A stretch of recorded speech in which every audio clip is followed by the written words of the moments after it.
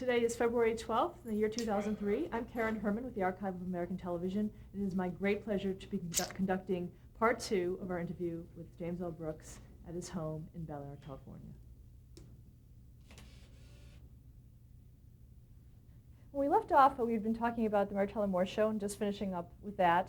And there were some spin-offs that came off of that show. Can you talk about the spin-off Phyllis and how that came about? Well, I had nothing to do with Phyllis. Friends of mine, Ed Weinberger and Stan Daniels, they did the show, and I pitched a little with them, but it really was their show. And so I had very little to do with that. But did we cover the wrap party for Mary Tyler Moore?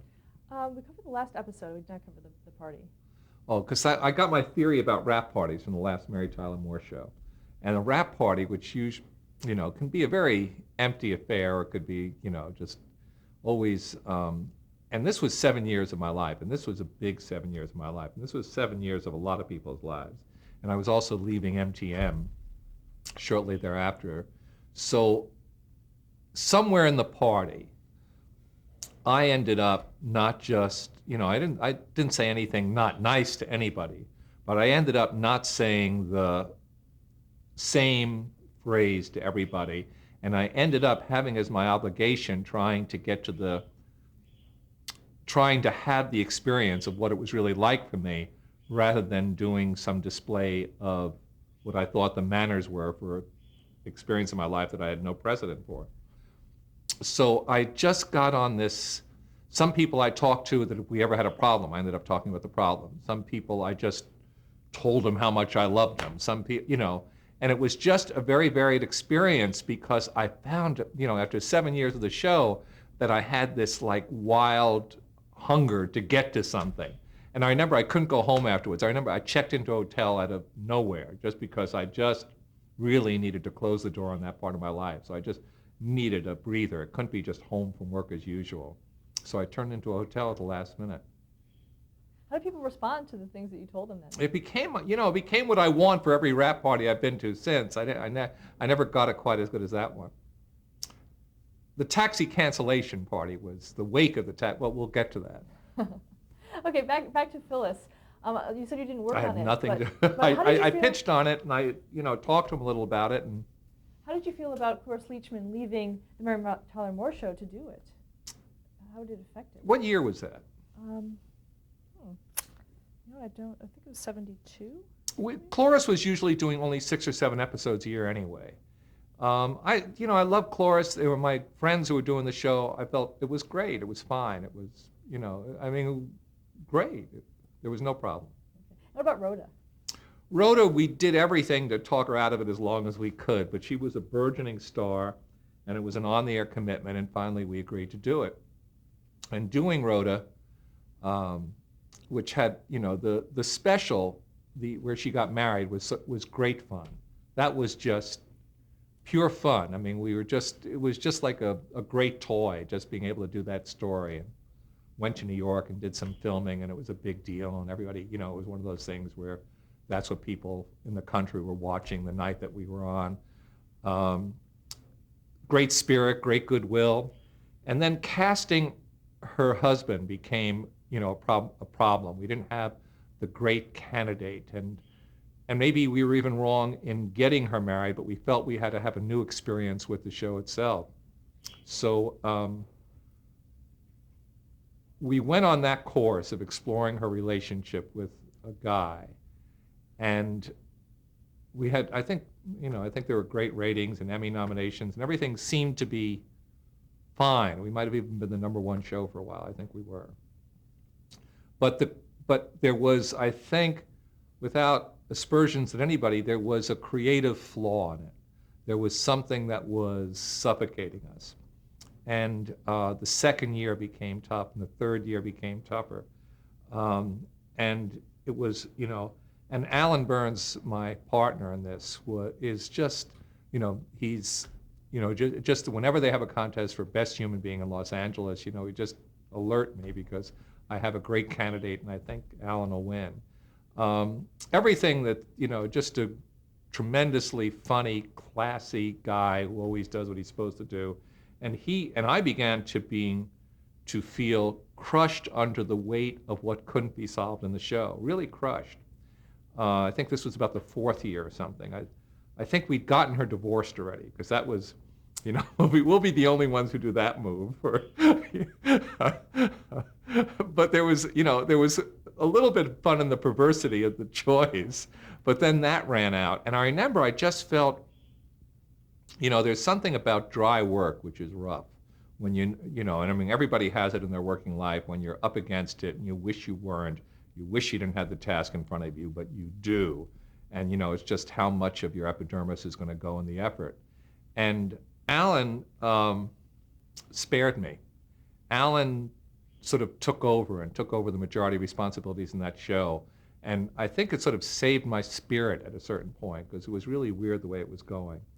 And, but, Charlotte Brown was a great part of the show. She was great. We had episodes that I loved. We had moments that were terrific, jokes that I still remember. I mean, that she was a perfect character for, where, it was during the kind of therapy that was going around there. We put her out on our balcony and just had her scream because it was anger where you couldn't hear her because the door was closed. And it was the best acted silent scream. It was just classic. It was a classic moment. There was always a joke I loved when she finally trusted somebody for the whole time, and where he catches her, just fall backwards and I'll catch you, and something distracted him so she fell. I mean, there were just, Julie Kavner, who, great friend, brilliant comedy actress, I think. We had shows with her. We had I don't believe we did it, but because we messed around a little. We had a very dear, kind of shy, introverted actor. In life, he was this way, playing somebody who was in love with Brenda Morgenstern, and he was a foot fetishist, and it was a running joke. I can't believe we did it. No more shoot talk, Lenny, was what she was saying to him. And so we had, and Ron Silver came through the show, one of the best actors of it. So we had great times, but we had made, I think, a mistake at the creative center of the show, and there was a lot of footwork, and we got off on side stories, but that was very hard to, and the character did have to move on. You couldn't have somebody being, what show do you have if somebody's single for 11 years and doesn't like it, after doing it for 5 years and doesn't. So I think we, but it was, that's my memory of the show to me. What was the creative mistake? What was the? I think getting her married, or not changing when we couldn't quite cast it ideally, when we couldn't have a full-blown co-star as her husband. Did you have to change the character of Rhoda, moving her from the Mary Tyler Moore Show to her own series? No. How did We're consistent with the character. How did her moving from the Mary Tyler Moore Show change the Mary Tyler Moore Show? Were you worried about that? Yeah, that's why we kept on sort of, I think it happened a year later than Val wanted it to happen. But it was starting to, there's a time when, it's like all relationships. There's a time when you hate that time, but it came to it. And we had I don't even know if you can call it a bench, but, we had people coming into the Mary Tyler Moore Show that killed who came in late. I mean, Betty White was just, so we were able to do it. I think we did it for 2 seasons with that. Is that right? Without Valerie. What about Nancy Walker on that show? Oh, man. Here's a legendary story. I mean, it was,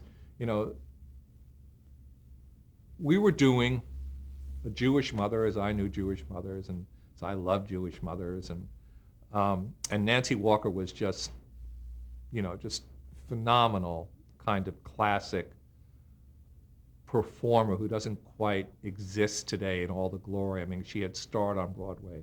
She had starred in musical comedy on Broadway. She had been the maid in movies. She had, but she was she's like, I worked with Mel Brooks once as an actor, where I just couldn't direct him because I was just laughing so hard at what he did. It's a style of comedy that is a classic style of comedy that nobody does anymore.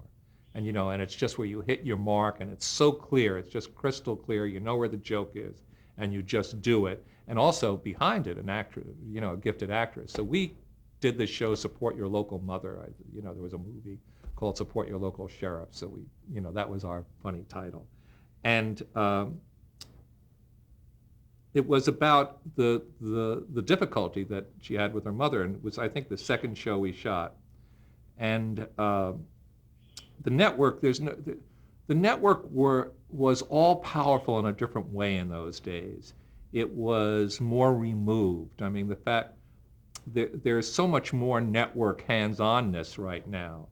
But in those days when the network put their hands on, they were manicured fingers. Here it's a little gritty. And there was a vice president at CBS who called us, and this was, we had done the show, and we hadn't been on the air yet, and said, we don't want you to do this script. And, Alan, this guy I'm talking about, is so great. We had had a party the night before, and he had been at Alan's home, and he had done something with Alan's wife, so he's telling us how bad our script is. And I came in late, and I see Alan holding his head. It's pretty tough. I'm telling you, it was just when you heard, if we didn't have Grant Tinker and everything. So Alan interrupted the conversation and changed the subject for a minute, saying, "Sir, you insulted my wife last night." And the guy was just, he could, I was on, by this point, I was on the extension, and it was like a great moment in sports. It was, somebody being attacked, and then just out of nowhere, this very polite, dignified phrase, and the guy was eviscerated. He said, but he still said at the end of it that we couldn't do the show. Grant Tinker said, "Do the show," which nobody did. Nobody did. He did it, and then that show won an Emmy. That was for the Mary Tyler Moore Show. Yeah. That was our Emmy show. Did you base the character of Ida Morgenstern on anyone you knew? Well, sort of like it was, there was a, she was in, yes, it's that, in that way that every Jewish writer, which at the time was every writer, except Alan, did, yeah. And also on the show, Rhoda, you mentioned about divorce. Was that an issue that you had to deal with the network at that Yeah, point? but yeah. Unfortunately, at the time, we had won their confidence and they let us do what we wanted. Did you have a favorite episode of the series? Rhoda? Well, the special, the wedding show, sure. And also during that same time, you also did Paul Sand in Friends and Lovers. Yeah. Well, that show, oh God, that show was based on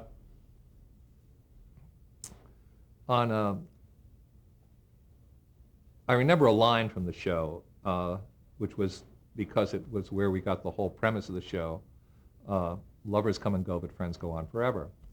And it was about, two people who had been lovers who became each other's best friend. And again, I think Paul Sand was brilliant and hard to nail down, and we had Penny Marshall as his sister-in-law. I'm not even sure. I think it was his sister-in-law.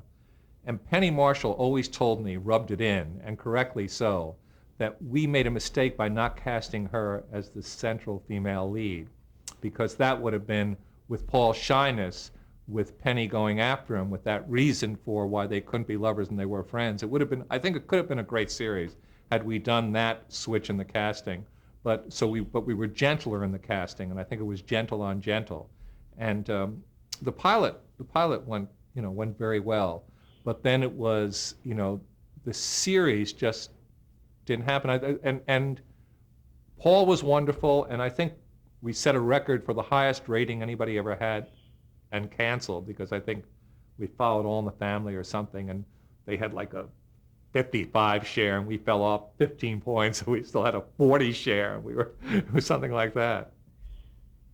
And then next you also did the new Lorenzo Music Show. Well, I didn't actually do that. I just helped out with it. Lorenzo Music is a dear guy who was Dave Davis's writing partner, and they were one of the writing teams on the Mary Tyler Moore Show, and they went on to create the Newhart, first Bob Newhart show.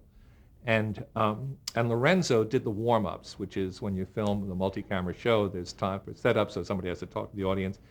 Often he got bigger laughs than the show did, and it was the Mary Tyler Moore Show, and he was getting bigger laughs. And he was great, and people loved him. And Fred Silverman, who was at that time the genius head of CBS, said, "I want to give you a show." So we tried to.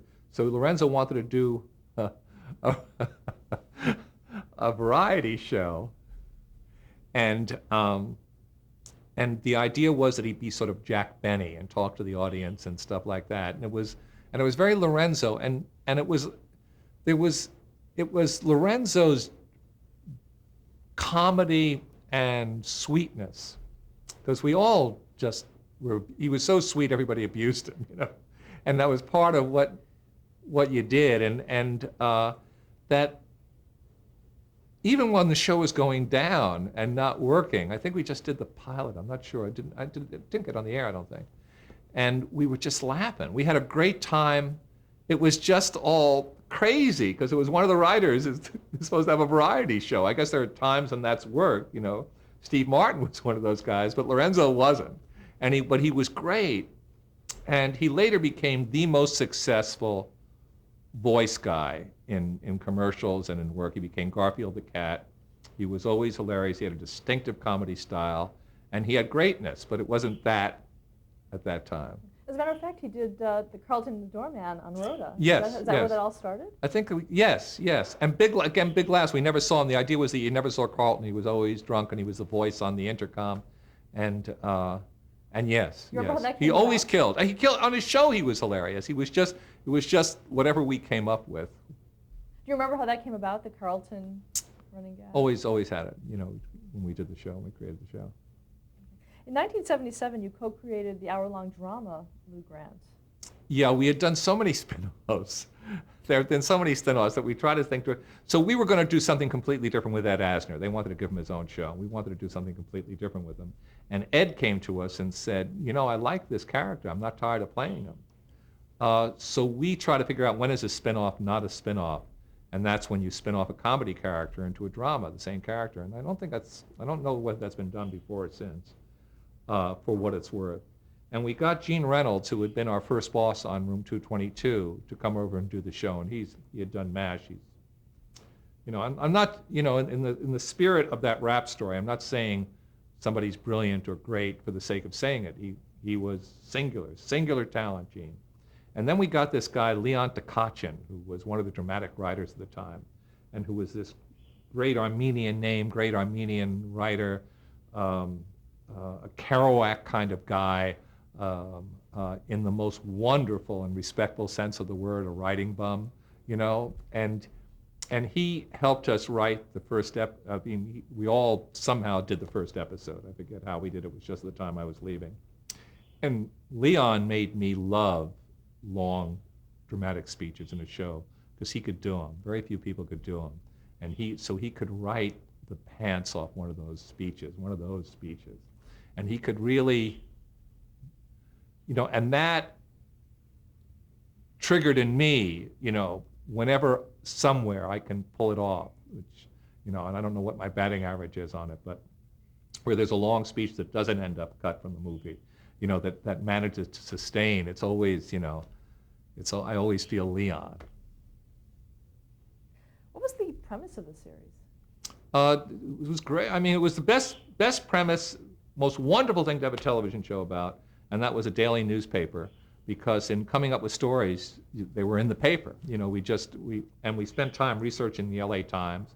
We did it just as computers were coming in. We researched one of the best reporters there, and we found all our characters from the research in the LA Times, and it was great. And we had a guy who had done a fifth-rate operation at a local television station in Minneapolis, suddenly becoming the city editor of a great metropolitan newspaper in Los Angeles. Nancy Marchand was wonderful, wonderful cast. The show did not do well in the ratings the first year, and then in the summer people saw it, and then it took off during the summer.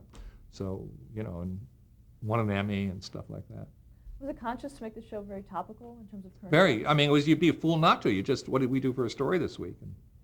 What were some of the stories that you covered? It was. I mean, Alan was more I was there for the first 4 or 5 shows, and then Alan really was responsible for the series. We'd sometimes talk on the phone, and there were great ones. There was, this had to be it probably was the first show on more issues than I can make up now. And there had been issue-oriented dramas before, but and with a comedy character, the guy beating up his wife where nobody would guess it. White-collar guy who we'd seen in the show, liked, who was a gentle guy, and suddenly making him deal with that problem and doing that show. It's How much of the old Lou Grant was carried over into the series? Did you have to change him? the character remained the same, but it was a comedy character doing a drama. And there would be fun. Nancy Marchand, you know, their scenes were wonderful. There would be some comedy in the show. More at the beginning, I guess. Very wonderful scripts. I mean, I just don't want to forget any, you know, it's really, you know, I was there for the beginning and I helped create the show, but it was, I mean, so many people did brilliant work, and really the show came into its own after I left. Why didn't you stick with the series? We had gone over to, you know, that was the life-changing thing that myself and 3 other MTM employees thought. It was just the bigness of it. It was getting to be, we were so spoiled at having just a small community doing a show that as MTM became more and more successful, you know, and we started to want to, you know, that thing that happened, what would you like to do? I'd like to do it over again. So we sort of wanted to do that. And we went, and at that time we thought we were so much in demand that we could get a deal that would allow us to do movies, because at the time there's no way anybody will ever understand the extent to which you were ostracized by movies if you did television work. We were just a lower order. It just, with the wall was huge and final and thick. Nobody had crossed over. I think one actor had crossed over. It just didn't happen. So we thought we'd use the desire of a studio to get us in television. And they did give us a deal, and they said that we could do any movie we wanted that cost $3.5 million, knowing that no movie cost $3.5 million. You couldn't cut, at that time, in a studio system, because it wasn't like you could go out and do it non-union and stuff. In a studio system, you couldn't. So we went over to Paramount. We spent a long time figuring out, and we went. And with a deal from ABC for promising to put any show we came up with on the air. And the first thing we did was a musical special, which called Cindy, and it was a Cinderella story with a black cast and a great cast, and one of the guys wrote the songs, and we did it. We updated it. It was contemporary. The prince was a Marine captain, and we did this original musical, and it was okay. It was a good show, and it was nominated for a Writers Guild Award, and the competition for best musical or variety was, I forget what it was, but we had written a whole musical comedy. Nobody had done that. So we're at the awards dinner, and our category comes up, and Ed Weinberger, my friend and colleague, and one of the guys who did the show with me, he gets us all up, and we're going up, and we were going up. I don't know how this happened to us. We were going up. We're all up. We're on our way to the stage, and we didn't win. And then we just fell down laughing, and we didn't win. So you have these 4 guys just losing an award, laughing and getting in the way of people who had won the award. Now, this was with your new company? Yeah, it was. We called it John Charles Walters because we thought we wanted a venerable Protestant name for our company. So where did it come from? It came from, Ed called one day and said, I just saw this sign from a bar that closed down, John Charles Walters. Then it turned out there was a famous director named John Charles Walters, so we needed releases and stuff like that. But still very loose, friends doing a show, still an unreal feeling that we got stuff on the air, even after all these years. I mean, it just was. It was just very loose, and I think, we had Bulletproof Vest or something. Who were the principals in John Charles Walters? Stan Daniels, David Davis, Ed Weinberger, and myself. Did you split the duties in a certain way? No, we worked collaboratively. Dave had a lot to do with the production part of it and was a key writer that we pitched with. Ed was a guy who loved running all the details of a show and was a key writer, and he ran all that. And I loved to create a show, and I loved to, pitch stories, and so I tended to be, I was doing just what I loved, and when we went to the stage, and I loved to work on the stage, and I was doing everything that I loved, and a lot of the work that I didn't love was being done by others, so it was great for me. And what were some of your first projects? we did the musical, and then we did Taxi, which is, just was passionately loved the show, passionately loved the cast, passionately loved the time in our lives. It was just perfect, and we won Emmys 3 years in a row as best comedy, but we were very lucky, as we had been on Mary at the beginning. We followed Three's Company, and then we had a fall off, and we knew, gee, if we could just only fall off 7 points, we fall off 10, they'll take away the time period. If we fell off 3 or 4, we'd be a smash. But we kept it at right about that 7-point fall off. So we did great. So we managed to be a top 10 show because of our lead-in. But we had been writing women's shows for so long. The idea that we did have this mostly male cast, and that Andy Kaufman created a language, and the cast that we had was just, a great. I've been just so lucky to work with a couple of casts. I remember they weren't going to sign Judd Hirsch because it was a part on Money, and I remember I had 103 temperature, and I went to the network, just almost really collapsing to do everything to get him that pay, and they gave it to him, and he was indispensable. What did you see in him? He was at the time one of the best actors in the country. He was just a great Broadway actor, and he's one of the best actors. He's just world class. He's totally world class. And we had a character that could be a loser unless you had the authority and dignity and brilliance of how he worked, and he does comedy. My God, he was the perfect combination. Because without him, it could be just people stepping over each other. But he was the center. He was the rock solid dignity. He allowed us to address the human condition with, poetry and just, the stories we did for him. I mean, it was really, it was just, and we found Danny DeVito walked into the office, a miracle, perfect. Anybody else? This is what you can't deal with, how much luck it takes. Nobody can deal with this on an active basis. I swear to you, without Judd, this show would have failed. I swear to you, without Danny, the show would have failed. These are one of a kind. Chris Lloyd, the show would have been, everybody in it as you go down. Carol Kane had been nominated as an actor as best actress for an Academy Award. This was the first television she did. Everybody was sort of indispensable. Everybody was the best person, even when they were off. The fact that we used the way they were off as part of a group dynamic, so that no one was. So together, it was as vital and as visceral an experience with doing ensemble comedy as you can have.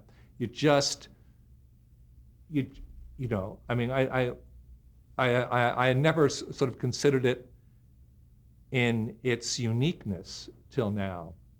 We just, we were very lucky these people walked in the office. Now, we were smart enough to stay at the office reading a lot of people until we found these people. But if these people didn't walk in, no matter what we do, the show wouldn't have worked. Let's stop to change the tape.